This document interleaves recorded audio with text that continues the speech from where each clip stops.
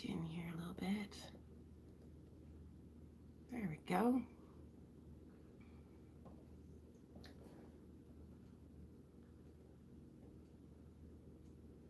Awesome. Yeah.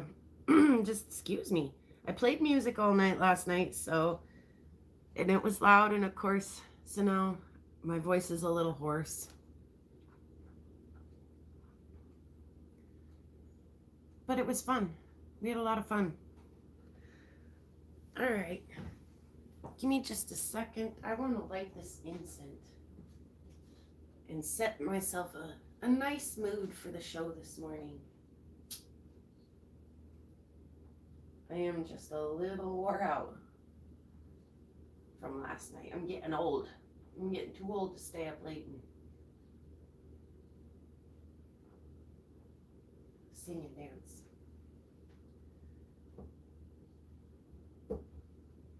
Okay.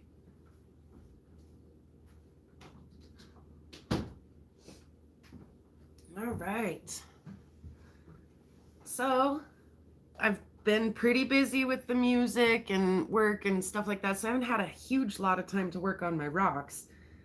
I did make some more paper though, so we're going to talk a little bit about that.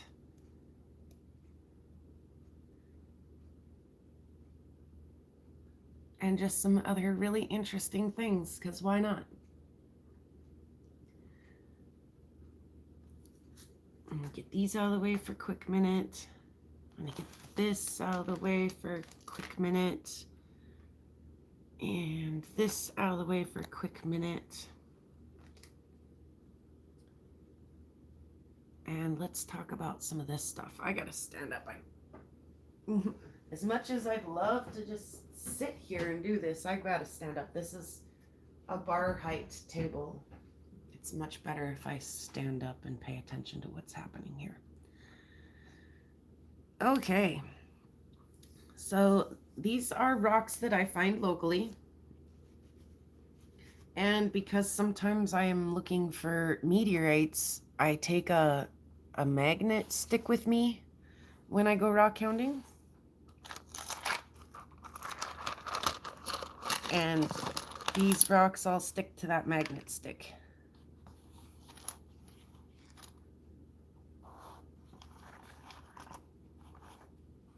And I've done some work to them here and there because they're actually pretty cool when you polish them up.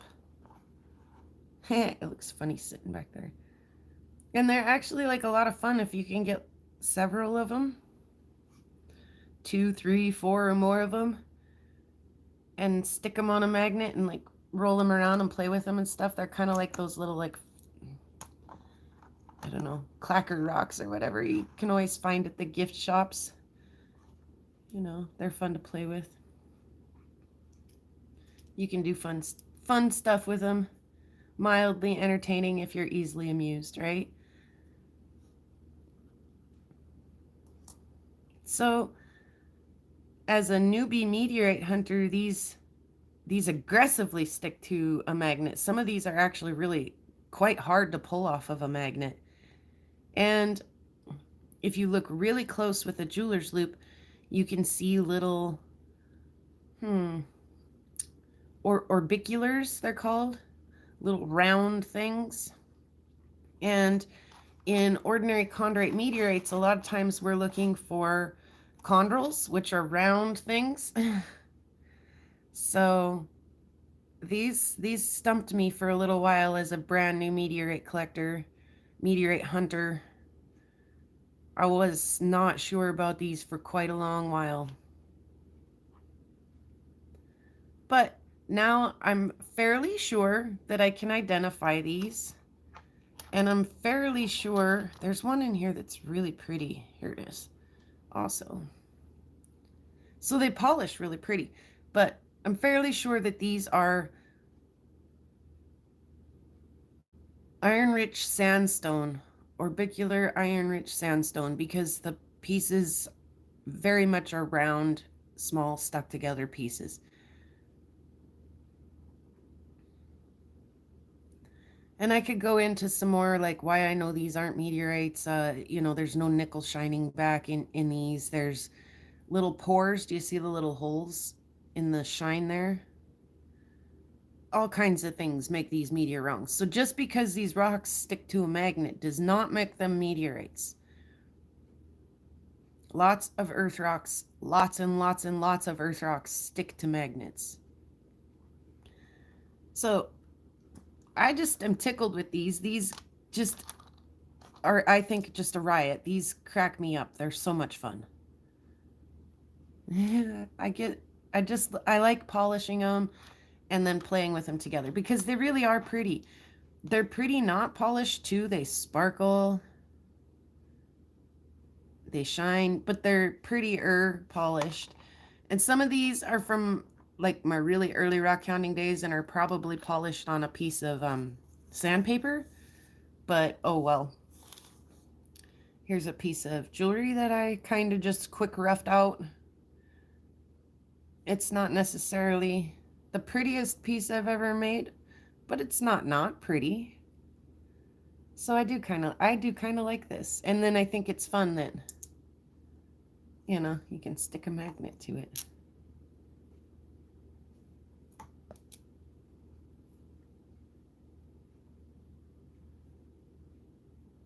So yeah, that's kind of a kick, eh? Excuse me. Oh, there's another one in here. Let's see. That's actually really kind of pretty. There it is.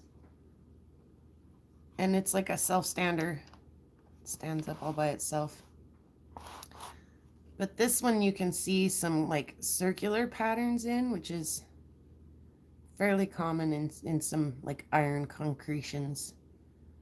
So, but I polished two sides and then left the rest of it rough.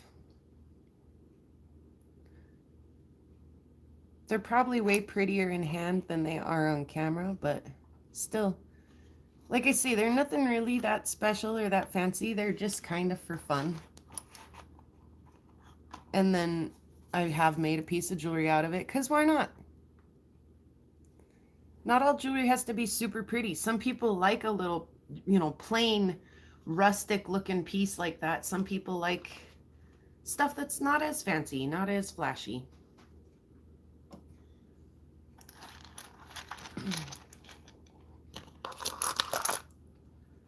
So yeah, I have tons of these. These are some that are just some that I've done some work to, and I can say I've polished on a little bit or whatnot, but I've got a whole bowl full of these other than this little bowl. So I've stopped picking them up. Excuse me. Because I don't necessarily have a need for them, but they're kind of fun. I could go pick tons more of those up any day of the week that I wanted. Well, as long as it's not snowing.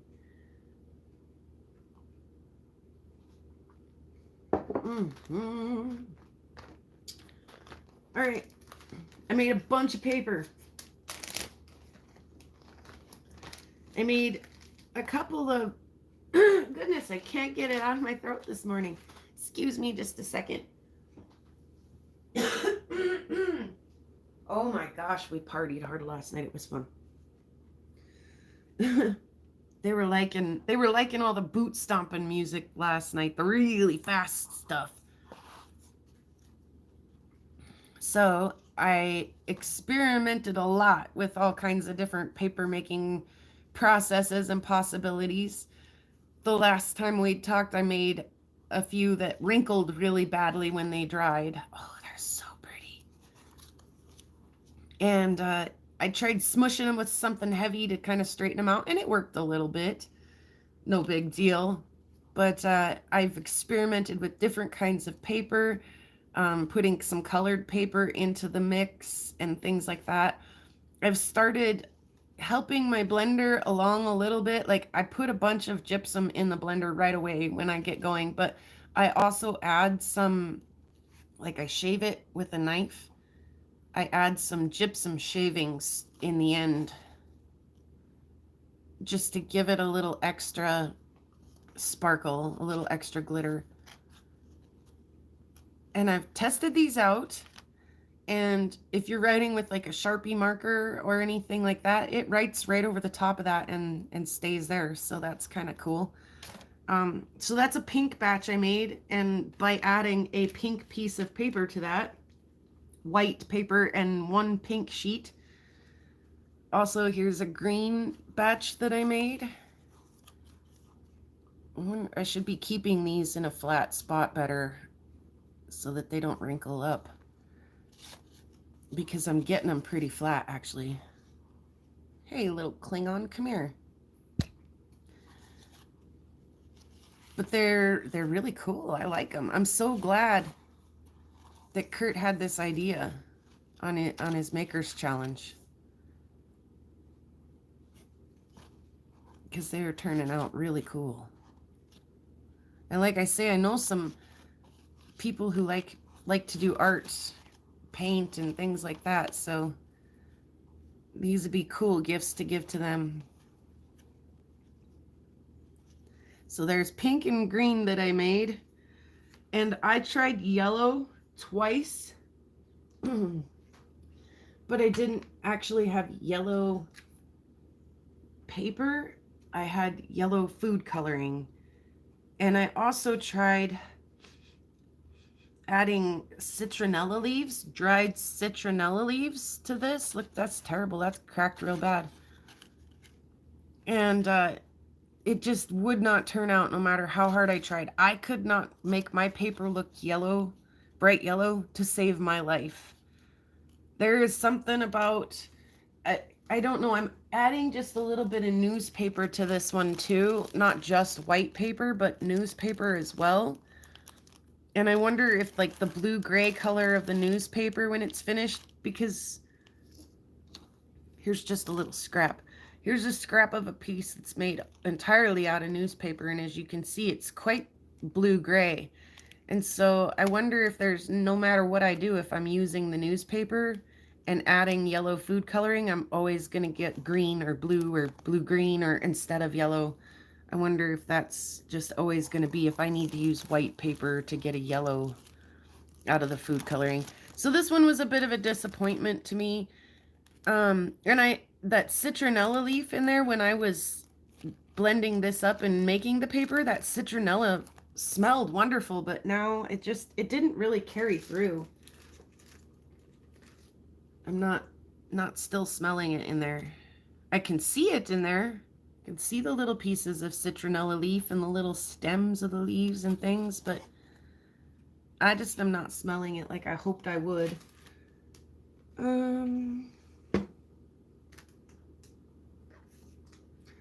I tried adding a little bit of paper towel.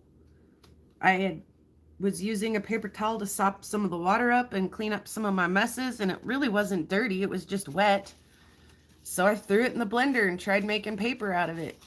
And I'm not gonna lie to you guys, I think that looks like something you'd find in the bottom of an outhouse. The blue goo and the TP. This is not my favorite piece of paper at all. But I've got to try this stuff to learn and figure it out, right? Who knew that throwing paper towel in the mix was not a good idea? I'm not in love with that at all. I can see it in there. My blender had a really hard time with that actually, versus the newspaper and the white paper that I'm using is my kids' their student handbook. I've only got like 2 sheets of it left here. It's like their student handbook for when I signed them into school. And so they each got a copy of this dang handbook, and it was like 20 pages long. And that's where I got the pink and the green paper to make these. They had some important thing that they really wanted you to look at, so they put it on pink paper, and then some important thing they really wanted you to look at, so they put it on green paper. And like I say, I got 2 copies. I got one for each kid. Do I really need to keep both copies? No, I don't. So I've recycled them into handmade paper. Turned that student handbook into something beautiful. So, yeah, I've just been trying different things. Uh, instead of throwing it in the garbage, that paper towel, I thought I'd try to make a piece of paper out of it, and that was. I don't know if I'll do that again. I really don't know if I'll do that again. So, I have, and these are out of a material that I bought. I didn't buy it, my significant other did. And I went through all this material and there was some stuff in there. There was some like fluorite pieces and some quartz points and things that were kind of fun to collect out of here. But here are a few that I kept. I have tons of this material and I'm adding some of this to the paper that I'm making. Some of this more mica looking material. Stuff that's not as nice as this. I'm grinding up and adding to that paper. But I thought these were really interesting, so I kept these aside as specimen pieces.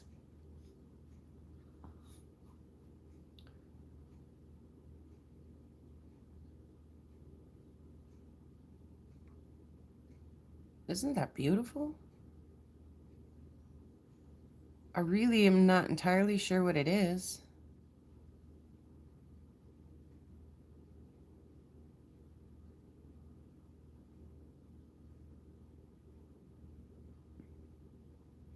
It looks like it'd be really fragile stuff, but it's actually not. It actually stays put pretty well. Kind of a heavy little thing. So I would guess that a lot of that rusty brown color in there is probably some kind of iron staining. I don't know that for sure though. Stick him in the back too. Which one next? I can feel one over there, but I can't see him. Sure, we'll look at that one. Yeah.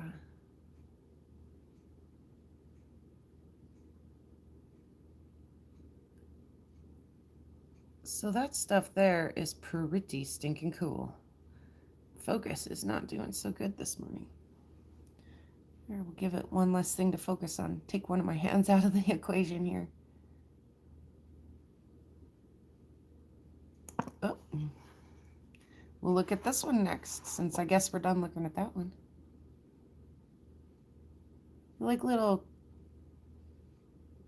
coconuts, like little pineapples.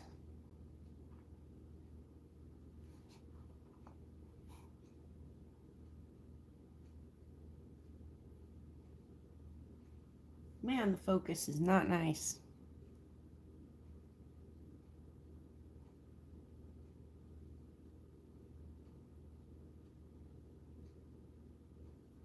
Not nice at all.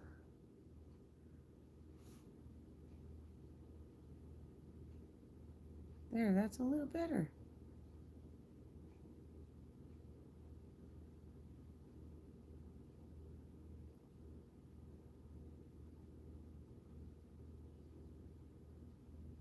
Cool little thing. I like them. I think they're pretty neat. So I saved a few of those. Excuse me.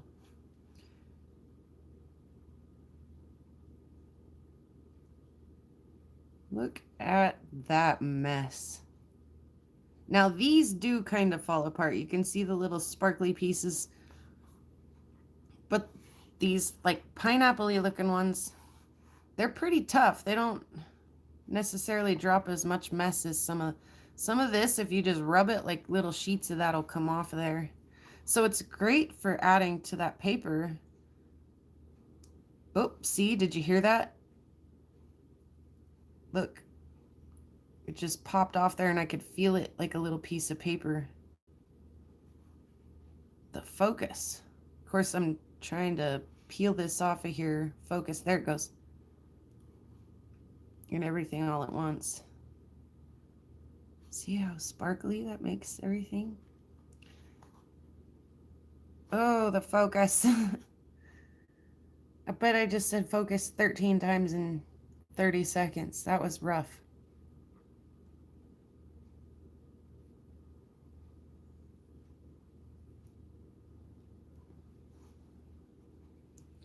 So yeah, I usually don't keep rocks that I didn't find locally in my collection, but I did dig these out of like if you buy a bag of sapphire dirt or whatever and you dig all the sapphires out. So I mean, I collected it. It's not necessarily like self-collected, but I mined it out of the dirt. I sifted it out. So I kept a few of these. I liked them. Super weird. I mean, we get mica and stuff here, but it looks more like that flat piece. It looks more like this. Not quite as dark and shiny. Usually more like white see-through color, but it's usually flat and flaky like that. Layers. Well, you usually get these big clusters with all the different angles. That's cool. That's crazy cool. So, I've tried, I've put a lot of my own harvested gypsum in this paper and a little bit of the junky junk of that stuff. And I've got one more plan, one more thing I would like to try as far as putting rocks in paper, and that is to put some of these really tiny Rock Creek sapphires in a piece of paper, or two or three or four or five.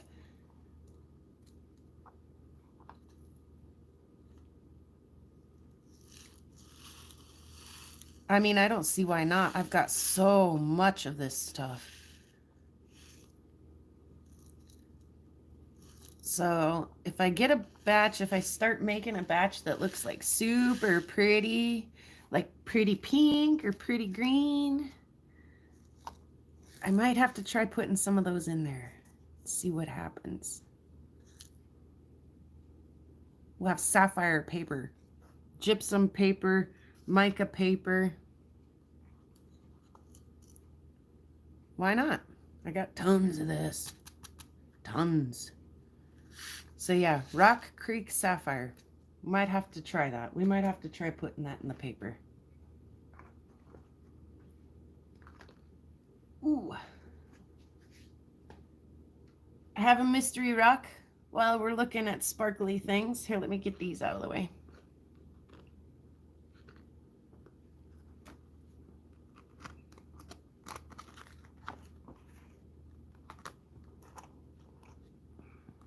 Cool little things. I think those are just the coolest. I mean, maybe not the coolest, but look at the mess they made in there. Put that in your paper. I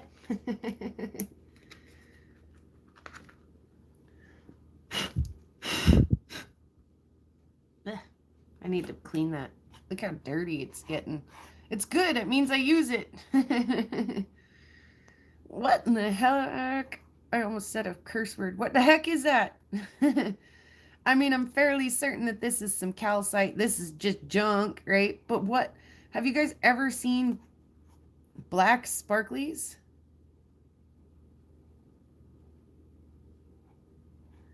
It's almost like a black pyrite or something under there. I would never, ever, ever pick this rock up and bring it home. Except I've never seen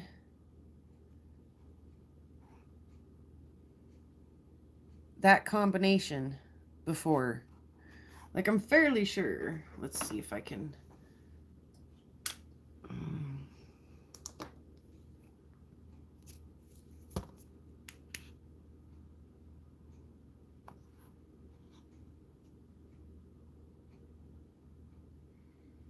Maybe that's not a calcite. I would have expected it to be a lot pinker than that. Interesting. Anyway, like I say, just kind of an odd duck. with that. I don't know what that is. I have so much to learn still.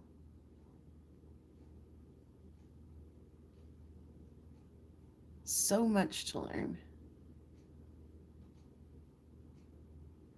But I figured since I was talking about sparkly rocks, I figured I'd throw that in the mix there and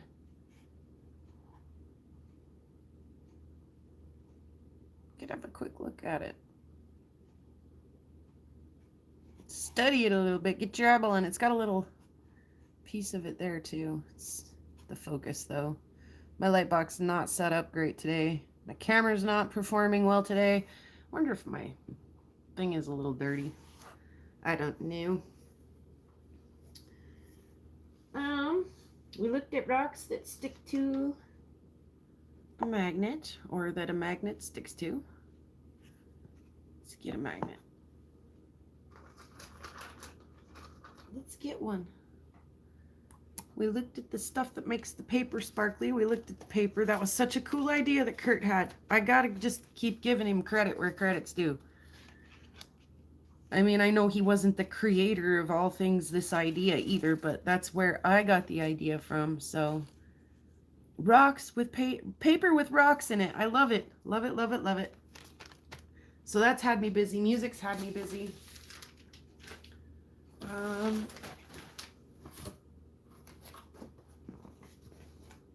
I mentioned that I found a box of stuff that, oh my gosh. Holy cow, there's so much stuff in this box. And I don't know if I should go through some of it today or if I should save a little of it for another day. Like Zoiks, Scoob, some of this stuff is pretty rough. Some of it's really pretty though. Oh, it's so hard to go back on some of your like really earliest work and be like, yay, I did such a nice job on that. Because it's not always like that. Well, here, speaking of sparkly things, there is a piece of pyrite that I found locally. I mean, it's just a little tiny bit, but it's not black like that other chunk. I don't know what the heck that was. That was so weird. That other rock.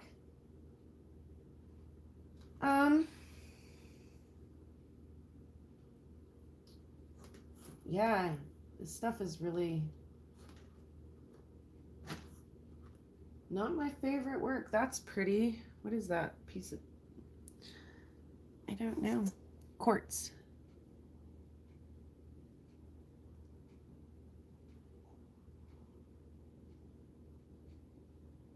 Pretty enough.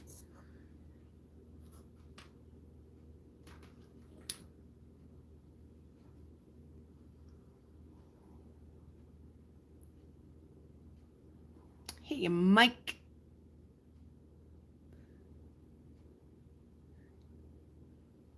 Yeah, it's a beautiful day here too, so I'm not gonna hang too long. This will be a short episode to go back and rewatch. I actually have a piece. This is that end off that rock that's my favorite piece of jewelry is made out of. Look, I could definitely go back and do some work to that right there, couldn't I? I mean, you gotta polish a lot of rocks though to learn lessons like that. So it's not, excuse me.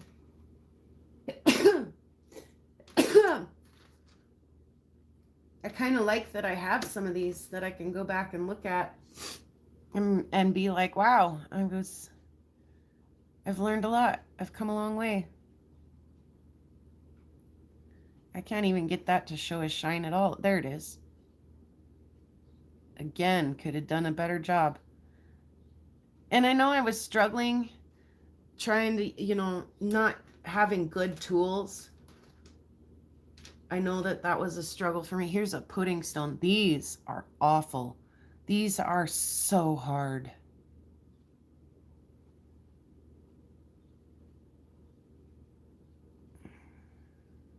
I can't even tell if that's focusing or not. There seems to be focusing. A pudding stone, we call it. It's found here. I found it here. Did it come from Michigan? I have no idea. But yeah, I call that pudding stone, and they're wicked hard. They're hard to cut, they're hard to polish. I just about dislike everything about them. So again, you learn some things. You're like, oh, this rock looks cool, and you pick it up and you take it home, and you're like, I can't wait to cut it. And you cut it and you polish it, and you're like, I will never do that again. It wasn't worth it. It's got this piece hanging out back here, by the way. Here's a piece of petrified wood. Looks like I actually did a pretty good job on that. It's really pretty through here.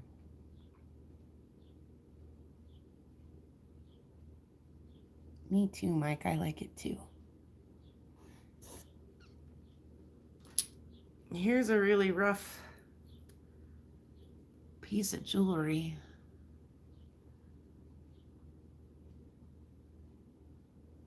I did actually a really good job on the stone, but I'm not a ring maker.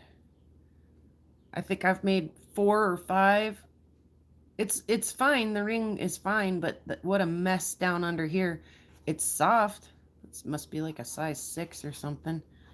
It doesn't scratch your finger or anything.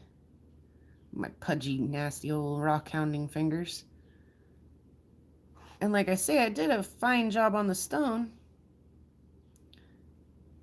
but I struggled. I rode the struggle bus on that, trying to get like a prong setting with my wire. That's where I started, Mike. I started actually dry sanding stuff on my living room floor with a bunch of different sandpaper, and I would just put something cool on television and just sand away. This is pretty. Thankfully, I'm not still sitting around with a pile of. I actually still use my sandpaper from time to time.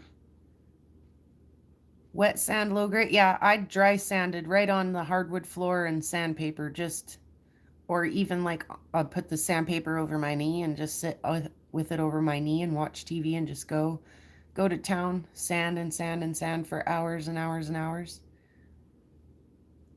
This is beautiful. I don't know what this is, but it's pretty. Again, all material I found locally, cut and polished. My kid hand prepped that big fossil thing. Let me go get it for you. Where did he put it? There it is. Oh. My kid hand prepped this with sandpaper.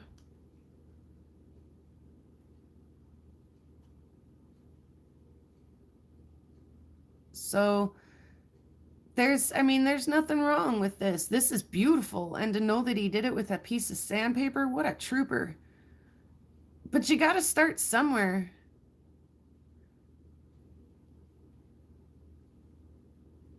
Yeah, when you're working things like tiger's eye and things, you do want to probably keep it pretty wet. I just wore a dust mask when I was dry sanding with sandpaper. But still, it would make my fingers filthy and I'd have a pile of it to like vacuum up later. So, sometimes I forget to wear my apron and I get sprayed with water and I'm like, oh yeah, duh, that was dumb. Sometimes I forget to wear a mask. Sometimes I forget to turn the water on. Go grind, and you realize pretty quickly sometimes when you're making a mistake like that. But I'm not perfect, neither is anyone else. I forget my protective gear sometimes. And yeah, I much prefer, now that I have a flat lap and a machine, I much prefer to do my work with water so that I don't have dust in the air. Silicosis is a real thing, and I don't want it. So this is, like I say, look at that cool little piece right there. You got to start somewhere. You've got some, if you're really really want to get the job done, you'll get it done with a piece of sandpaper or whatever the tools you have available to you. Excuse me real quick, I gotta have a sip of coffee. So yeah, like I say, some of these I know that I had good and wore out my wheels and my saw blades, and I still was just like pushing on. So again, there's a lot of lessons to be learned in a lot of this going back and looking, and I know the lessons I learned along the way. I'm like, yep, I remember riding the struggle bus on that one. This is pretty. I don't know what it is, but look at all the flash it has in it. I mean, it's shiny, it's pretty shiny, but it's not going to show up on camera near as nice as it is in hand, is it?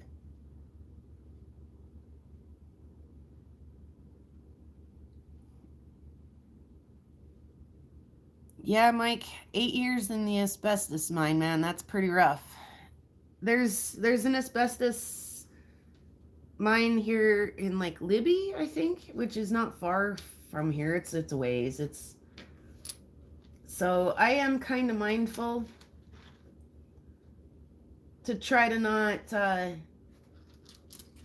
like I say, get too much into the breathing the dust and things like that. I try to not. And now I'm ordered a bunch of gloves too, so that I'm not washing rock dust and crap out of the grooves of my fingernails.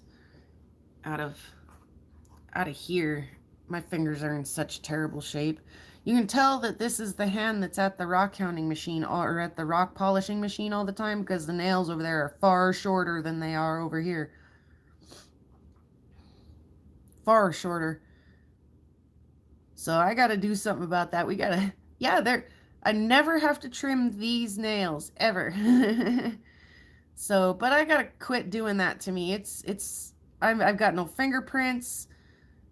My fingers are sore sometimes. So I've ordered some gloves to help keep that under control a little bit. I haven't got anything else I don't think that I want to look at today. It's beautiful out. I might go rock hound for a little while. Catch up on some housework. Finish unloading my gear from last night. Here's a little piece that I've tried to polish. And this is why I got no fingerprints, is because I try to work teeny tiny agates like this. That's beautiful, but that's a good way to lose all your finger. So someday maybe I'll make a little piece of jewelry out of that. I don't know. Anyway, thanks for hanging out this morning. Thanks for having coffee with me. Looking at my sticky rocks, my sparkly rocks, my pretty paper. Been kind of a slower week for my rock stuff. I have worked on some things, some basic junk. Went through and did some cleaning, polished up some of my little jars.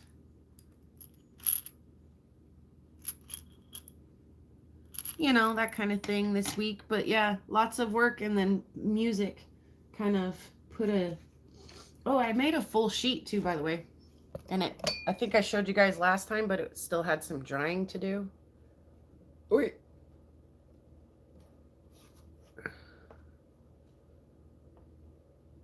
That was one of the first pieces I made, so it's quite thick, and I had a lot to learn.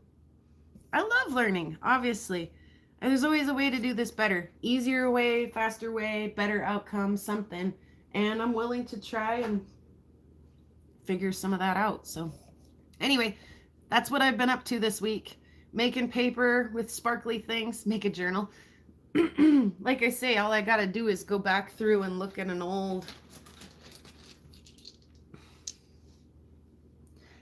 old batch of stuff that I worked on a long time ago, and I'm like, whoo, I can tell you about 10 things I've learned since then that I would do in a different way to make that job a lot easier.